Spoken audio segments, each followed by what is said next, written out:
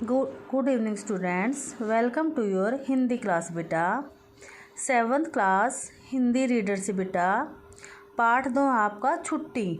बेटा ये आपकी एक कहानी है और इसके जो लेखक है बेटा वो है रविंद्रनाथ ठाकुर। इसके जो लेखक हैं वो है रविंद्रनाथ ठाकुर। तो देखो बेटा ये जो कहानी है इसमें जो है स्वतंत्रता के बारे में बताया गया है कि हर एक व्यक्ति जो है वो स्वतंत्र रहना चाहता है। ठीक है, चाहे बड़े हैं, पक्षी हैं, पशु हैं, मनुष्य हैं, सभी जो है बेटा वो स्वतंत्रता रहना चाहते हैं। यहाँ पर जो है क्या बताया गया है कि जो बच्चे होते बेटा वो घर के जो बड़े होते ना उनकी जो रोक टोक है उसको कभी भी गंभीरता से नहीं लेते। अर्थात जब वो अपने घर पे रहते हैं तो वो जो है स्वतंत्रता का अनुभव करते बेटा। लेकिन जैसे ही बच्चे जो है अपने घर से बाहर चले जाते हैं, किसी दूसरे के घर पे उनको जाकर रहना पड़ता है, तो इससे जो स्थिति है बेटा वो एकदम से बदल जाती है। तो ये जो कहानी है इसमें जो रचनाकार हैं, जो लेखक हैं, उसने बेटा ऐसे ही एक बच्चे की मनोदशा का वर्णन किया है।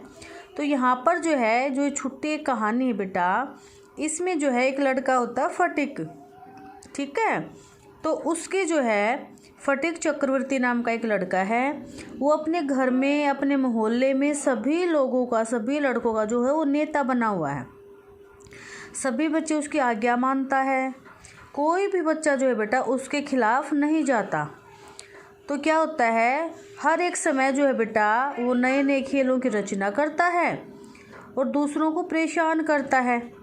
अगर कोई बच्चा जो है उसकी बात नहीं मानता तो वो उसको सजा देता है। तो क्या हुआ एक बार जो है उन्होंने क्या देखा बेटा, नदी के किनारे जो है एक लकड़ी का बड़ा सा गट्ठा पड़ा हुआ उसको मिला। वह उससे नाव बनाना चाहता था। तो उसने बेटा जो उसके आसपास के लड़के थे ना उनको कहा कि हम इस लट्ठे को लुढ़का देते हैं, फिर इसका जो मालिक है वो गुस्सा होगा और फिर हम उसका मजाक बनाएंगे। तो सभी बच्चे जो है उसकी बात का समर्थन करने लगे। अनुमोदन होता समर्थन।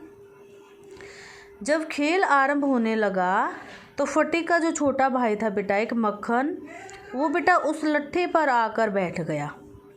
अब उसने लड़कों से कहा था इसको लुढ़काने के लिए, लेकिन लड़कों ने देखा कि उसी का भाई जो उसके ऊपर बैठा हुआ है, तो बेटा उन्होंने जो है चुप रहे कि अब क्या किया जाए।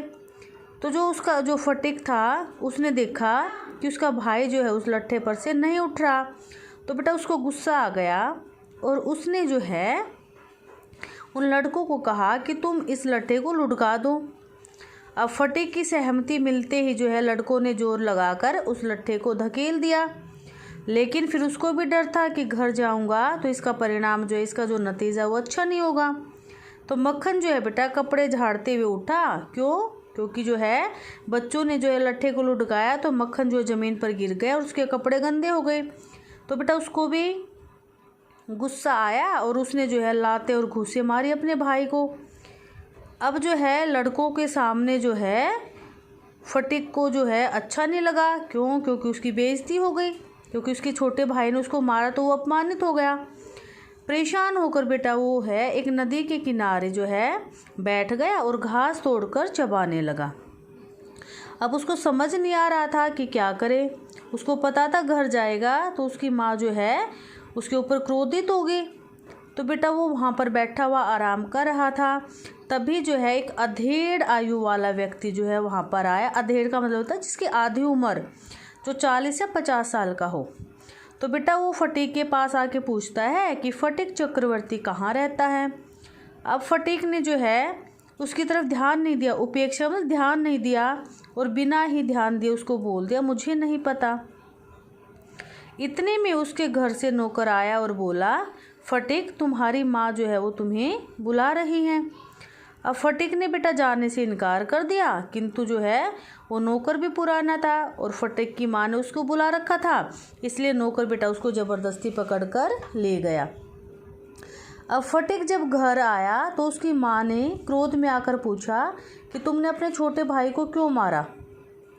अब फटिक ने उत्तर दिया नहीं, तुमसे किसने कहा। तो उसकी माँ जो है, उसके जो छोटे भाई थे मक्खन, उसने भी घर आते ही अपनी माँ को सारी बातें बता रखी थी। तो बेटा वो दोबारा से फिर कहता है कि हाँ हाँ माँ, मेरे को जो है इसी ने मारा है। यह सुनकर फटीक जो है क्रोध से बेटा लाल पीला होगा। लाल पीला होता बहुत गुस्से में आना। उसने मक्खन के समीप आकर उसे पीटना आरंभ कर दिया। अब जो है माँ ने ये सब देखा तो बेटा माँ को गुस्सा आया और माँ ने जो है फटीक को मारने लगी। ठीक उसी समय वही अधेड़ उम्र का व्यक्ति जो है बेटा उनके घर पर आया और कहने लगा कि क्या किस्सा मतलब बात है। अब फटीक की माँ पीछे हटकर जो है उस व्यक्ति को देखा और उसका जो क्रोध है, जो गुस्सा बेटा, वो आश्चर्य में परिवर्तित होता बदल गया। अचानक भाई को अपने घर में देखकर वह जो है अचंभित हो गई, हैरान हो गई। क्यों दादा? अब दादा शब्द बेटा उसकी माँ के भाई के लिए आया हुआ, क्योंकि जो महाराष्ट्र होता है ना बेटा, वहाँ पर भाई को दादा कहकर बुलाते हैं। तो फिर जो है उसने कहा कि तुम यहाँ कैसे आए? फिर जो है बेटा उसकी जो माँ थी उसने जो अपने भाई के चरण स्पर्श किए। उसका भाई बेटा, उसके भाई का नाम था विशंबर। जब उसकी माँ का विवाह हुआ था बेटा, उसके कुछ दिन बाद ही उसका भाई जो है मुंबई में व्यापार करने चला गया था। अब वो बहुत सालों बाद जो है कलकत्ता वापस अपनी बहन से मिलने आया था। जब इसकी बहन की पति की मृत्यु हुई थी तब भी वह नहीं आ पाया था। अर्थात जो लड़का ना बेटा फटीक चक्रवर्ती, उसके पिता अब इस दुनिया में नहीं थे। अब कुछ दिन जो उसका भाई था बेटा प्रसन्नता के साथ यहाँ रहा। एक दिन उसके भाई ने जो है बेटा उसकी माँ से पूछा कि दोनों लड़कों की जो पढ़ाई है वो कैसी चल रही है। तो उसकी बहन ने बताया बेटा कि जो फटीक है वो बहुत चंचल है, पढ़ने लिखने में उसका मन नहीं लगता, लेकिन जो उसका छोटा भाई मक्खन है वो बहुत ही पढ़ाई का इच्छुक करता, तो वो पढ़ने का इच्छुक, उसकी इच्छा है कि वो पढ़े।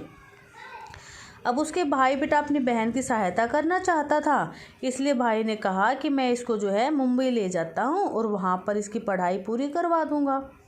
तो इस बात से बेटा वो माँ और बेटा दोनों खुश थे, ठीक है, क्योंकि माँ को भी ये डर था कि कहीं जो है फटीक यहाँ रहेगा तो इसके छोटे भाई को नुकसान ना पहुँचा दे। तो जो फटीक है बेटा उसको भी जाने की इच्छा थी। वो रोज़ अपने मामा से पूछता कि आप मुंबई कब चलोगे।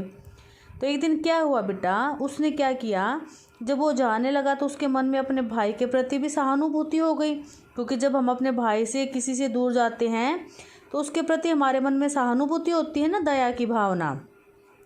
तो बेटा उसने अपने सारे खेलने की चीज़ें थी ना, जो मछली पकड़ने की हत्थी, पत्थर के छोटे छोटे टुकड़े, पतंग, सब कुछ अपने भाई को दे दी। ठीक है, तो यहाँ तक बेटा हमने आधी कहानी की है। आधी जो है बेटा आपकी वो हम कल करेंगे। Thank you.